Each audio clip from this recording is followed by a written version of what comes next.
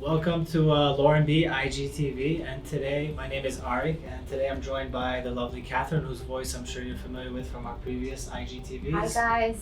Let's just jump right into it. Catherine, what's the first question that most people ask you about engagement rings or diamonds in particular? When our clients come in for an appointment, the first thing they're asking is just price. How much is this going to cost? Why is a diamond so expensive? Is a 2-carat diamond going to be double the price, or what shape is the most expensive? So we're going to break that down for you guys today. Great, and that's true about anything in life. So when you're looking at an apartment or a car or a pair of shoes or something you see in a store, the first thing you do, you see if you like it, and the next question that comes to your mind is how much does it cost? Can I afford it? Why does it cost this much? So as far as diamonds go, we're going to break it down into 3 principles of economics, demands, and exponential pricing. So the first example we're going to start with today is economics, and we're going to use your imagination a little bit for this. So we're going to pick up this block of ice over here, and just imagine ice is a very expensive commodity, and your job as an ice sculptor is to make different shapes out of it for people, but at the same time you want to make sure you preserve as much of this original pieces of ice as possible, because you don't want anything to go to waste. So if Catherine or anybody comes to me and they say they want 2 rectangular pieces of ice out of this block, what I'm going to do, I'm going to take something, I'm going to cut it in half, polish it up, give it to her, and I'm going to charge her a very fair price for that because it didn't take too much time to do it, and also I'm not losing too much of ice in the process. Now, on the other hand, if somebody comes to me and they say they want a sculpture of their dog, or carve their initials out of it, or whatever it is, or even something as simple as a circle, that's going to take a lot more work and precision, but also, more importantly, you're going to end up losing a lot more of the ice around the edge of it. And now, not to say that goes to waste, but you're not going to be able to make 2 bigger pieces out of it. So that same theory that we just spoke about right here, it applies to diamonds. And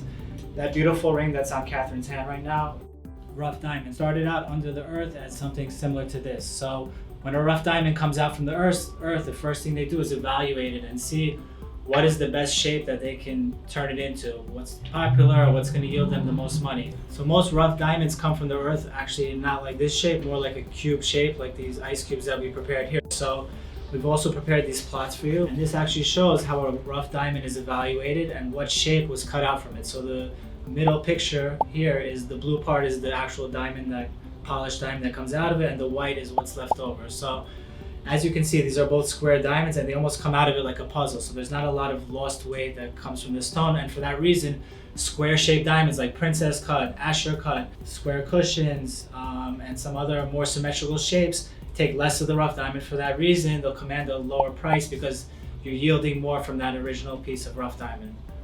So on the other hand, I have a round diamond ring on as well. So a round brilliant is going to be the most expensive shape because of the loss of rough when you're cutting the shape. So a round brilliant diamond is perfectly symmetrical, and it's very, very precise to cut this. We talk about how we sell triple excellent cut diamonds, meaning excellent cut, polish, and symmetry. So it's very precise and much more labor intensive to achieve a perfect round brilliant diamond. Whereas with other shapes, you would have some more flexibility. We used this piece of rock as an example before. So like this elongated shape would be best used for like an oval or a pear shape. And we're always telling you guys about different ratios of stones and, personal preference of something elongated or wider. So you have more flexibility when you're cutting a fancy shaped stone to maximize the rough here than when you're looking at a round and how you can plan out to cut that rough. It's definitely going to not be able to maximize the original piece of rough. So you end up with a lot of leftovers. Those leftover pieces do not totally go to waste. They end up being cut into much smaller diamonds that would be used for wedding bands, maybe side stones for an engagement ring, or other pieces of jewelry. Okay, great. So basically the bottom line and the whole premise of that, what we just went over, is that the round diamond is going to cost you more because it costs more of the actual rough diamond, more than any other shapes, and there's less room to maneuver. There's only one way to cut around. There's a lot of different ways to cut the other stones. So that's kind of the first factor that makes the round diamonds more expensive than any other shape. And now we're going to talk about the demand. Yes, so for demand being the second principle that can influence the price of diamonds, here we have a picture of a beautiful Kim and this ring. Who's so Kim? Kim Kardashian. Okay. Oh, you know what I'm talking about? Okay. So there's this cushion cut diamond ring here. So it was really popular when she got engaged. We got a ton of requests for this style, this shape for a Maybe while. the thin band also, right? Yeah, Style, definitely the thin engagement. pave diamond band, our specialty. So we made a lot of these, and because that was very popular at the time, that can influence the price of the diamond. So, during any era or time period, if there's one shape that is more in demand, that can make the diamond more expensive. So as of late, we have the newlyweds, Justin and Haley, and she's wearing this oval diamond ring. It's really beautiful, and we're getting a ton of requests for, this kind of a look for an engagement ring. So a shape that is trending can definitely influence the price. So if it's something that's not as popular, maybe we would be able to, acquire those stones at a lesser price or offer more discounts on them. But just in general, if there's a higher demand for a certain shape or style, that can influence the price. Right, exactly. And just to make another real life analogy out of this, let's assume we're a New York Knicks fan, for all you sports fans out there.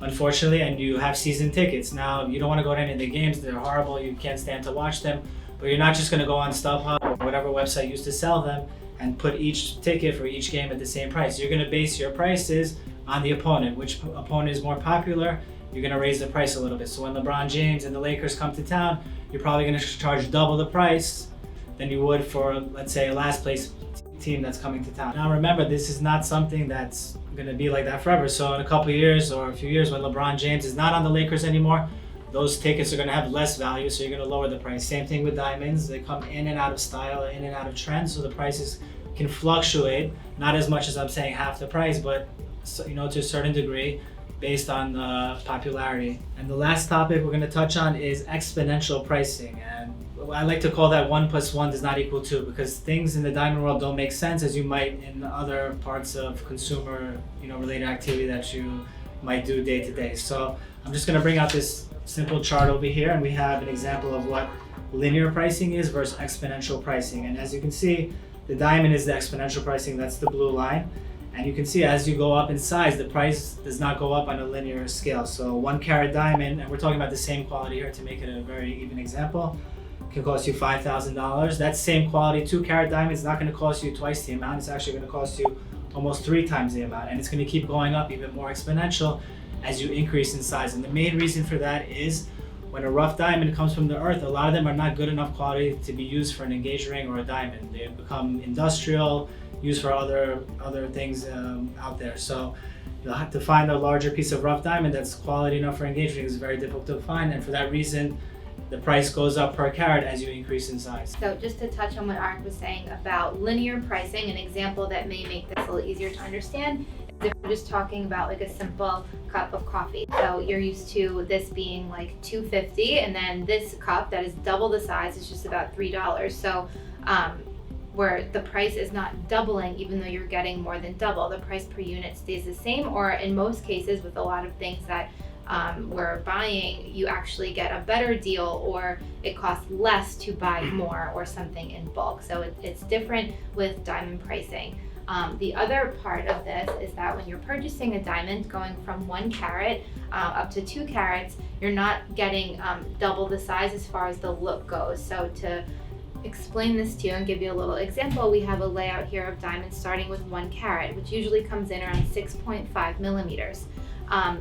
The next one is 2 carats, so that usually comes in around 8 millimeters. So you're not going from 6.5 and then doubling that face up look by getting a 2 carat stone. You're going up about 20%. So you're paying even more than double, but that is because with a diamond, weight still ends up being in the bottom of the stone. You're not just tacking on weight and then it automatically shows in the top. So here we have our lineup starting from 1 to 2, 3, 4, and 5 carat stones. So while they're obviously, increasing in size, just because you are going up a little bit doesn't mean that it's going to be a little bit more money. It ends up being a lot more money with diamonds. And I hope everybody enjoyed our segment today on diamond prices. And if you have any more questions, you can always email us, call us, schedule an appointment, and come in. We're happy to answer any questions you may have. Thanks for watching.